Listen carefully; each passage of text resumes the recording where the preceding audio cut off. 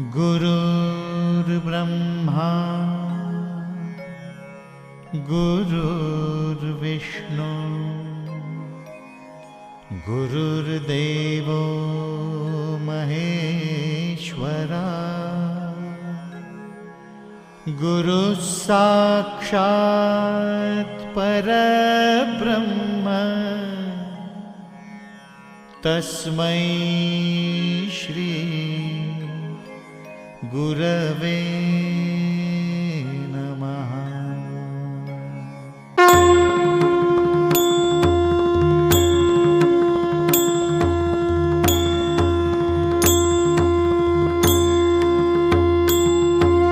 दिगंबरा दिगंबरा श्रीपादवल्लभ दिगंबरा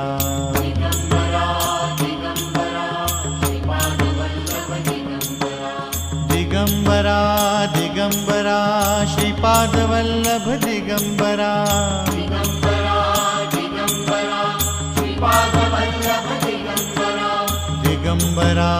दिगंबरा श्रीपादवल्लभ दिगंबरा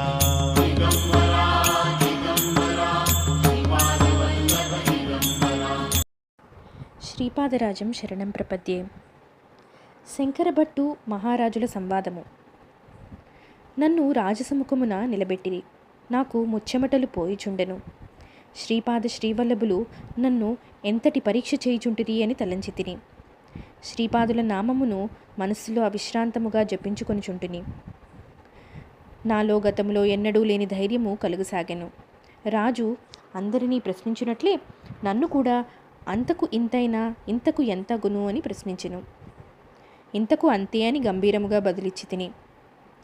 రాజు విభ్రాంతుడై ఈ విధముగా వచించెను. మహాత్మా, మీరు చాలా గొప్పవారు. మీ దర్శన భాగ్యం వలన ధన్యుడనైతిని. నాకు ఈ మధ్యనే పూర్వజన్మ జ్ఞానము మేల్కొనింది. నేను గత జన్మలో బహుబీదవాడైన బ్రాహ్మణుడను. నా ఇంటిలో తోటకూరను పెంచుచుంటిని. అడిగిన వారికి లేదనకుండా తోటకూరను దానం చేసేవాడను.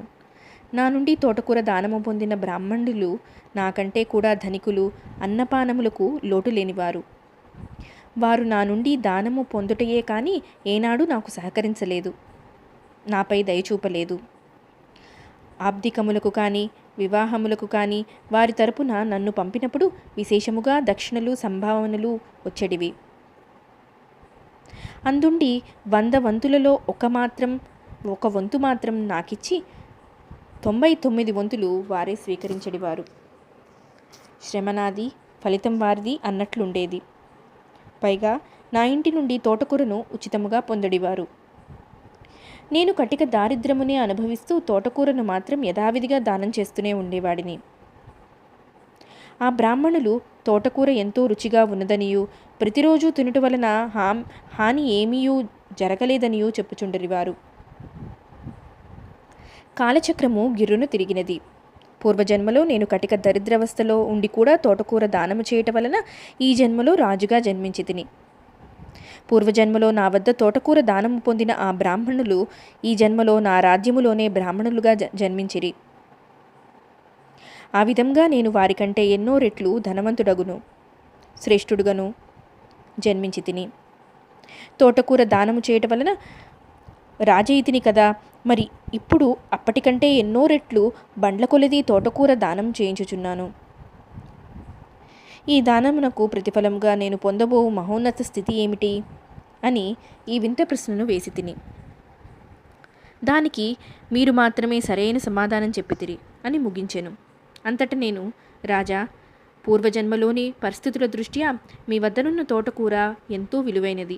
అయితే ప్రస్తుతము మీరున్న అత్యున్నత స్థితి దృష్ట్యా ఆ తోటకూర అత్యల్పమైనది. మణులు, రత్నములు, బంగారం వంటివి దానము ఇయ్యదగిన ఈ స్థితిలో మీరు తోటకూర ఎంత దానము చేసినను అందకు 100 రెట్లు తోటకూర మీకు లభించును, కానీ అంతకంటే మరి ఏమీ లేదు. నా మాటలకు రాజు ఎంతో సంతోషించెను. నేను యథాలాపముగా వచ్చిన జవాబునకు రాజు తన స్వీయ పూర్వజన్మ కారణము తెలుపుట నా మనస్సుకు ఊరట కలిగించినది. శ్రీచరణుల కృపా విశేషణమున గాడిదను అధిరోహించడి గండము తప్పిందని భావించి తిని. శుక్లాంబరధరం విష్ణుం అని పవిత్ర శ్లోకమునకు తప్పుడు అర్థము వినోదము కోసము చిన్నప్పుడు చెప్పిన దానికి ఇదివరకే గాడిదను అధిరోహించుట జరిగినది. ఇప్పుడు చాలా అవమానకర పరిస్థితుల్లో గాడిదనెక్కడి గండము తప్పించినందులకు శ్రీపాదుల వారికి నా మనస్సులోనే నమస్సులు అర్పించి తిని. ఇంకా రెండవ పరీక్ష ప్రారంభమయ్యను. రాజునకు అత్యంత ప్రియమైన మూగభాషలో పరీక్ష మొదలాయెను. రాజగురువులు నన్ను పరీక్షించుట మొదలెడిరి. రాజగురువులు తమ వేళ్లను చూపుచూ ఒకటా రెండా అని సైగతో ప్రశ్నించిరి.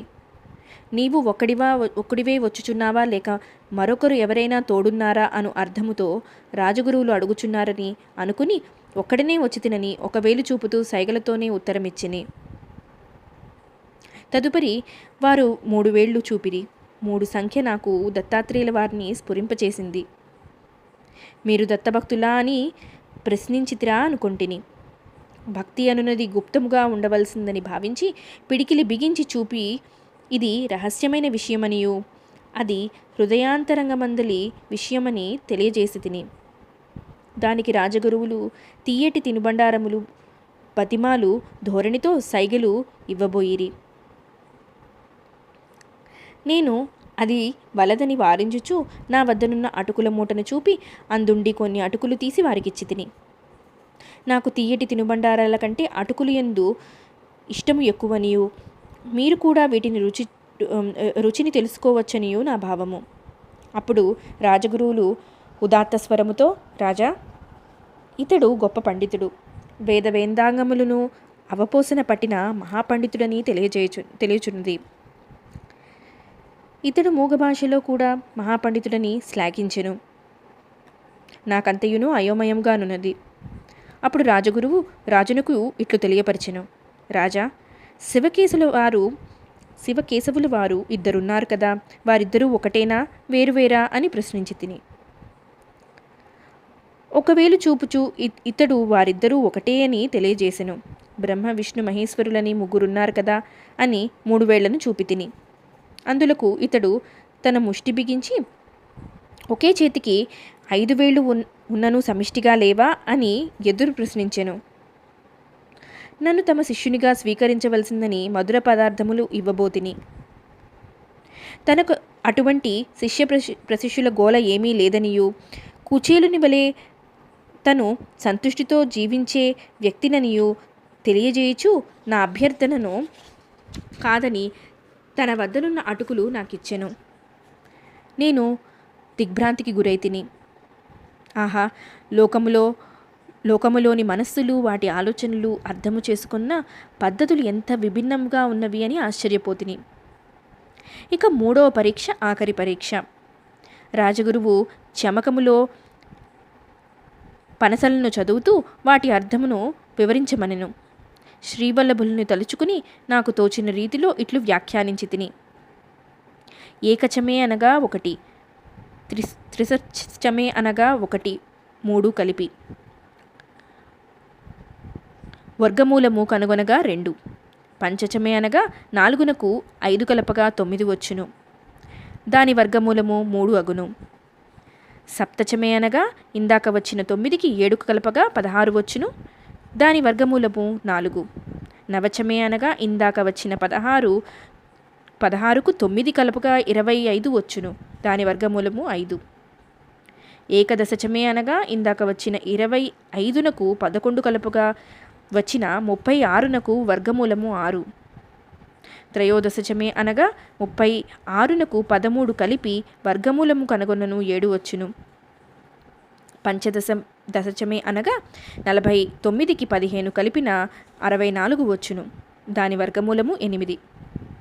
సప్తదశచమే అనగా 64నకు 17 కలిపిన 81 వచ్చును. దాని వర్గమూలము 9.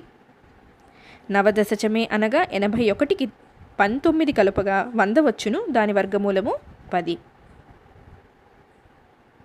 ఏకవింశతిశ్చమే అనగా 100కు 21 కలపగా 121 వచ్చును. వాని వర్గమూలము 11. త్రయోవింశతిశ్చమే అనగా 121కి 23 కలపగా 144 వచ్చును. దాని వర్గమూలము 12. పంచవింశతిష్టమి అనగా 144కి 25 కలపగా 169 వచ్చును, దాని వర్గమూలము 13. సప్తవింశతిష్టమి అనగా 169కి 27 కలపగా 196 వచ్చును, దాని వర్గమూలము 14. నవవింశతిష్టమి అనగా 196కి 29 కలపగా 221 వచ్చును, దానికి వర్గమూలము 15. ఏకత్రింశతిష్టమి అనగా 225కి 31 కలపగా 256 వచ్చును, దాని వర్గమూలం 16. త్రయోవింశతిష్టమి అనగా 256కి 33 కలపగా 289 వచ్చును, దాని వర్గమూలం 17. పంచవింశతిష్టమి అనగా 289కి 35 కలపగా 324 వచ్చును, దాని వర్గమూలము 18. సప్తత్రింశతిష్టమి అనగా 324కి 37 కలపగా 361 వచ్చును, దాని వర్గమూలము 19. నవవింశతిష్టమి అనగా 361కి 39 కలపగా 400 వచ్చును, దాని వర్గమూలము 20. అయితే నా వ్యాఖ్యానము సభలోని పండితులను ఎంతగానో అలరించింది. నా వ్యాఖ్యానము నాకే ఆశ్చర్యముగా తోచింది. మరలా నేనిట్లు వచించి తిని, ఇదంతయు పరమాణువుల యొక్క రహస్యము. ఇది కాణద మహర్షికి తెలియను. పరమాణువులు సూక్ష్మ కణముల సంఖ్యాభేదమును బట్టి వివిధ ధాతువులు ఏర్పడును. శ్రీపాద శ్రీవల్లభ కృపా విశేషము వలన పై విధముగా నేను విచిత్రపురము నుండి విచిత్రముగా బయటపడి తిని. అధ్యాయం 2 సంపూర్ణము. శ్రీపాద శ్రీవల్లభులకు జయము జయము. శ్రీపాదరాజం శరణం ప్రపద్యే. దిగంబర దిగంబర శ్రీపాద వల్లభ దిగంబర.